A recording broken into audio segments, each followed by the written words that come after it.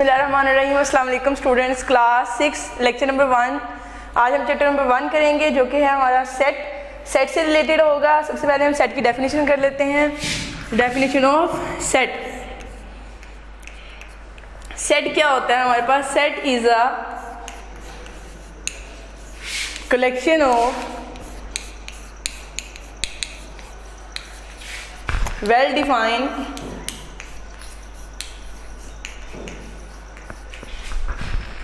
and distinct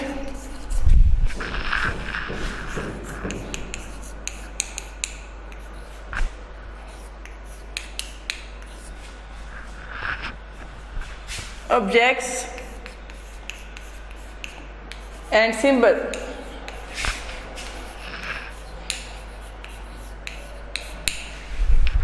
हाँ जी, set आपके पास क्या है? सेट हमारे पास कलेक्शन होती है। इसमें कलेक्शन हमारे पास दो टाइप की होती है। एक वेल डिफाइन यानी सिंबल या ऑब्जेक्ट जिनकी आप कलेक्शन ले रहे हैं, वो कलेक्शन आपके पास पहले तो वेल डिफाइन होनी चाहिए और दूसरी चीज़ क्या होनी चाहिए कि वो डिस्टिंक्ट हो। ठीक है, एक आपके पास जो कलेक्शन है वो वेल डिफाइन हो और दूसरी क्या हो? डिस्टिंक्ट हो। तो सबसे पहले हम कंसेप्ट लेते हैं कि वेल डिफाइन क्या है और डिस्टिंक्ट क्या है। अब वेल डिफाइन क्या है? वेल डिफाइन की अगर मैं बात करूं, हम लेट कर लेते हैं कि आपके पास एक छोटी सी एग्जांपल है कि हम कहते हैं the collection of good stories. The collection of, मैं ये एक सेट ले लेती हूँ, the collection of good story. एक और एग्जांपल इसकी ले लेते हैं, the collection of favourite poems.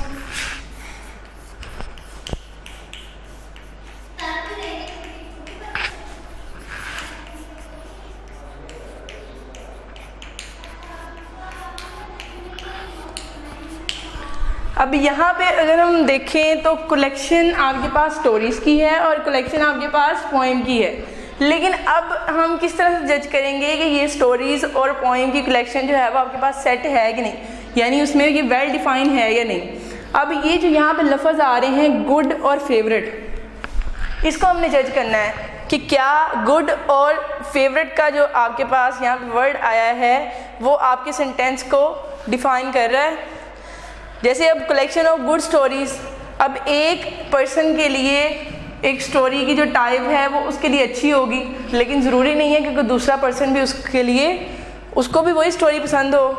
तो ये जो आपके पास गुड का वर्ड आया है ये आपके पास क्या होगा? वेल डिफाइन नहीं होगा। इसी तरह कलेक्शन ऑफ फेवरेट पोएम, और हर पर्सन की जो है वो फेवरिज्म या उसकी पसंद जो है वो डिफरेंट होती है। तो ज़रूरी नहीं है कि हर शख्स को एक ही किस्म की पोएम जो है वो पसंद हो। इट्स मीन ये दोनों जो आगे पास वर्ड आए हैं गुड और फेवरेट, ये आगे पास वेल डिफाइन में नहीं आता। अब वेल डिफाइन में मैं कैसे कह लेती हूँ? मैं आपको एक और एग्जांपल बताती हूँ। Numbers less than 9। ठीक है, अब मैं आपको कहती हूँ नंबर्स लेस देन 9। अब आपको पता है लेस देन 9 सभी को पता है, इसमें ये नहीं हम कह सकते कि ग्रुपिंग है, किसी को पता है किसी को नहीं। हर शख्स जो पढ़ा लिखा होगा उसको ये इस चीज़ की अंडरस्टैंडिंग होगी कि अगर लेस देन 9 की बात की गई है तो ज़रूर इससे छोटे नंबर होंगे 8, 7, 6, 5, 4। ठीक है, अगर इसको और ज़्यादा आप वेल डिफाइन करना चाहते हैं तो आप लिख सकते हैं होल नंबर्स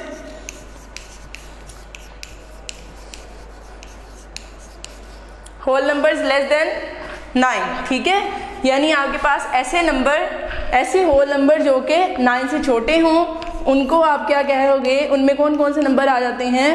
8, 7, 6, 5, 4, 3, 2, 1। क्योंकि ये होल नंबर है तो आपके पास लास्ट नंबर क्या आएगा? 0। तो ये जो आपके पास सेंटेंस है ये बिल्कुल वेल डिफाइन है, जबकि जो मैं आपको पहले बता चुकी हूँ वो चीज़ें आपके पास वेल डिफाइन नहीं है। अब नेक्स्ट आपके पास जो चीज़ अंडरस्टैंड करने वाली है वो है डिस्टिंक्ट। डिस्टिंक्ट का मीन क्या है यहाँ पे?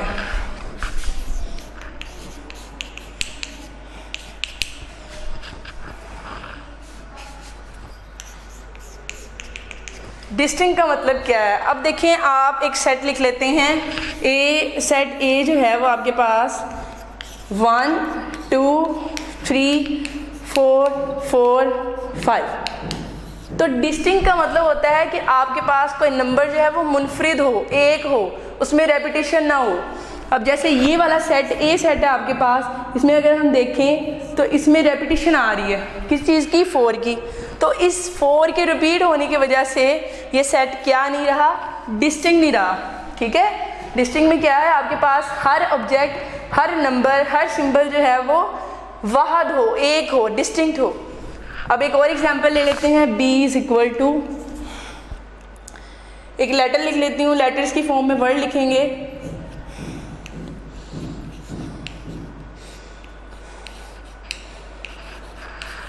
अब ये आपके पास इस्लाम वर्ड के लेटर्स हैं। अगर इनका सेट लिखा है तो देखें हर लेटर जो है वो एट ए टाइम सिर्फ एक बार ही आ रहा है, तो ये भी क्या है? एक डिस्टिंक्ट सेट है।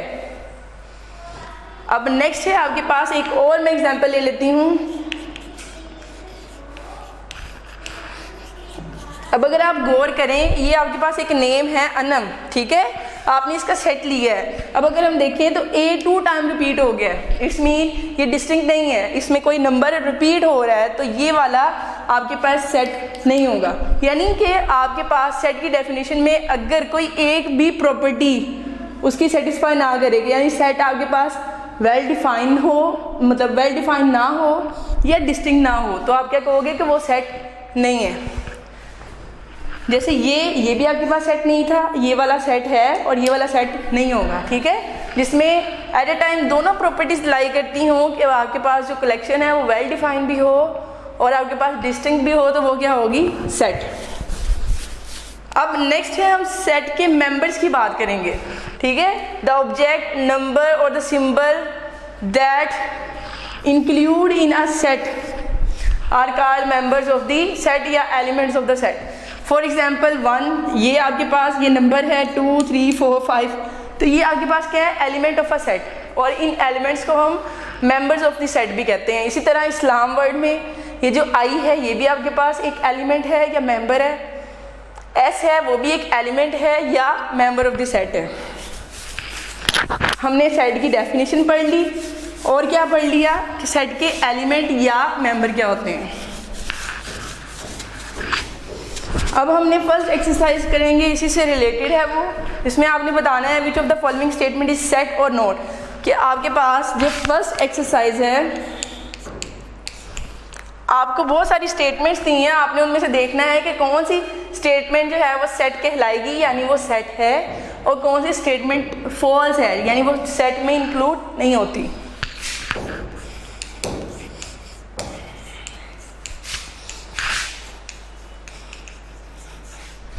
Which of the following statement is set or not?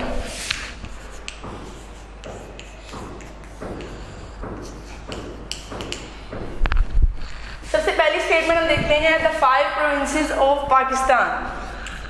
The 5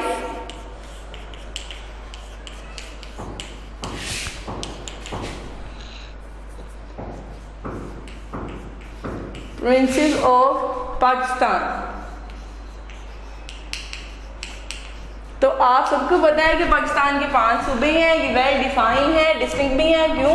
हर सूबा जो है वो दूसरे सूबे से मुनफरिद है, डिफरेंट है और यूनिक है। तो आप क्या कहोगे? This is a set.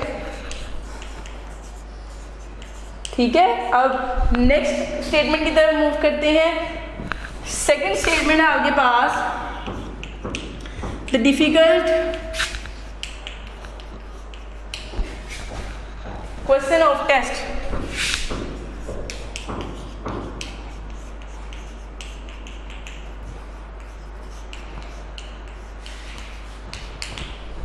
अब हमारा ये जो क्वेश्चन है जिसमें है कि डिफिकल्ट क्वेश्चन ऑफ सेट, आपने बताना है कि ये सेट है कि नहीं। अब देखिए, आपकी क्लास में कुछ बच्चे ऐसे होते हैं जिनको एक क्वेश्चन डिफिकल्ट लग रहा होता है, लेकिन एट ए टाइम कुछ बच्चे ऐसे होते हैं कि उनको वो क्वेश्चन बिल्कुल इजी लग रहा होता है। ठीक है, यानी ये जो आपका डिफिकल्ट वर्ड है ये वेल डिफाइन नहीं है। एट ए टाइम बहुत से बच्चों को वो क्वेश्चन इजी भी लग सकता है और डिफिकल्ट भी, तो आप क्या कहोगे? This is not a set.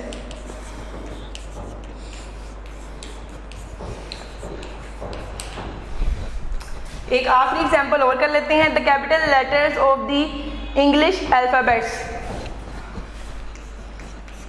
ये क्वेश्चन नंबर 5 है, यानी कि आप फर्स्ट क्वेश्चन का 5th part, the capital letters of English alphabets.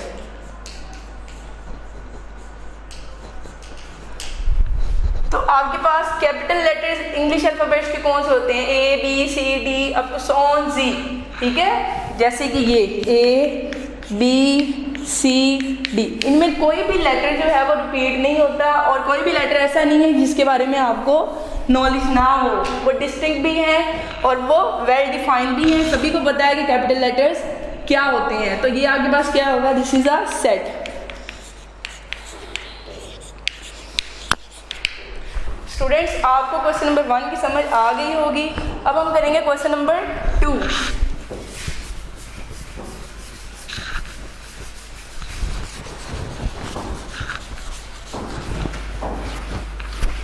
Question number 2 में हमने जज करना है एलिमेंट या मेंबर ऑफ द सेट को, कि कौन सा नंबर अल्फ़ाबेट सिंबल जो है किसी सेट का मेंबर है या नहीं, ठीक है। क्वेश्चन नंबर 2 में आपको 3 सेट दिए हैं। If A is equal to A E I O U, A E I O U, और B आपके पास क्या है? B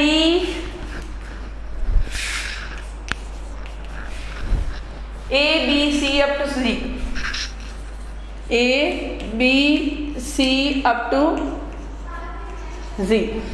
अब नेक्स्ट है आपके पास, हमने चेक करना है then which of the following statement are true और फॉल्स। आपने बताना है विच स्टेटमेंट इज ट्रू और फॉल्स।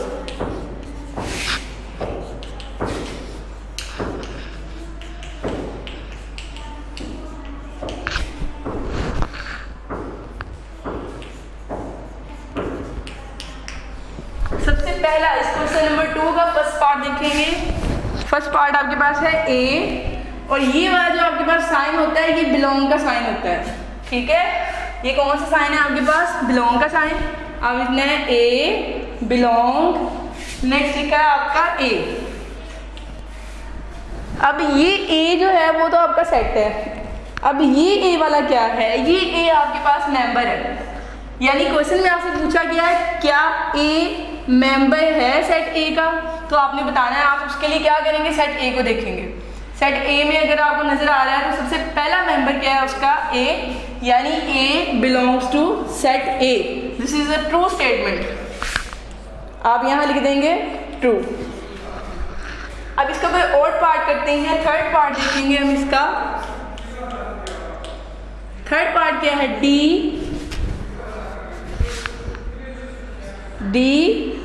Doesn't belong to. अगर आपके पास ये ई वाले सिंबल के ऊपर छोटा सा कट लगा हो, इसको हम पढ़ते हैं D डजंट बिलोंग, यानी कि D बिलोंग नहीं करता। अब किससे नहीं बिलोंग कर रहा? सेट A के साथ, ठीक है। अब सेट A देखेंगे कि क्या ये स्टेटमेंट जो उन्होंने बताई है वो ट्रू है, क्या वाकई D जो है वो A का मेंबर नहीं है? A E I O U, इसमें हमें D नजर नहीं आ रहा, इसमें दिस स्टेटमेंट इज ट्रू। आप यहाँ पे क्या लिखेंगे? ट्रू।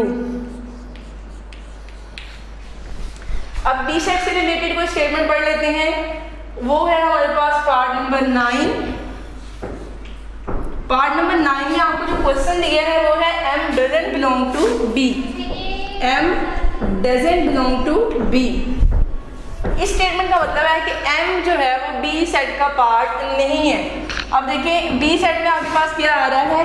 A से लेके Z तक सारे के सारे अल्फाबेट्स हैं, और सारे के सारे अल्फाबेट्स में ऑफ कोर्स M भी शामिल होता है। तो यहाँ पे लिखा है कि M बिलोंग नहीं करता B से, जबकि M बिलोंग करता है B से। ये स्टेटमेंट क्या होगी? फॉल्स। तो आप यहाँ पे लिख देंगे फॉल्स।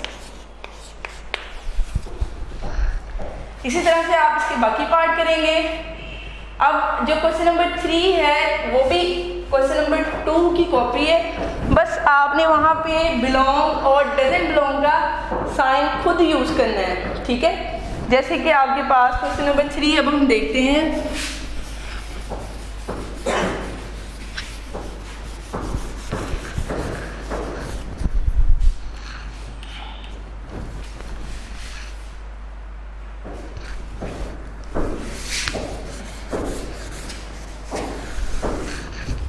क्वेश्चन नंबर 3,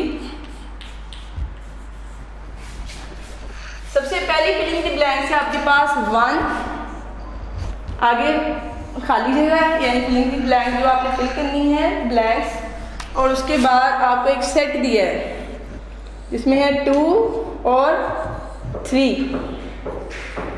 अब आपने क्या बताना है, आपने इस खाली जगह पे इस ब्लैंक के अंदर फिल करना है बिलोंग का साइन या डजंट बिलोंग का। अब आप मुझे देख के बताएं कि क्या इस सेट के अंदर 1 है या नहीं।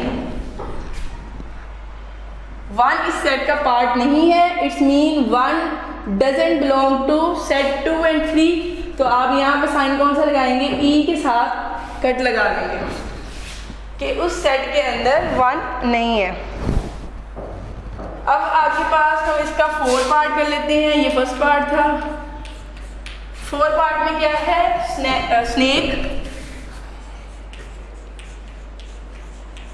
आगे खाली जगह है, उसके बाद एक सेट है, और सेट आपको क्या दिया है, द सेट ऑफ पेट्स।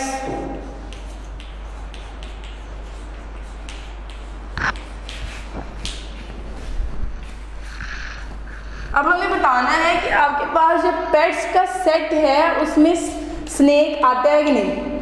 तो हाँ जी, आप बताएं कि क्या आप पालतू जानवर, पेट किसको कहते हैं, पालतू जानवर को, क्या स्नेक कोई पालतू जानवर है, कोई इसको रखता है? नो, बिल्कुल नहीं, ऐसा नहीं है। It's mean snake doesn't belong to the set of pets. तो जो रखते होंगे वो फिर पागल होंगे। आगे है line, the set of jungle animals. आपके पास 10 पार्ट है, line, the set of jungle animals.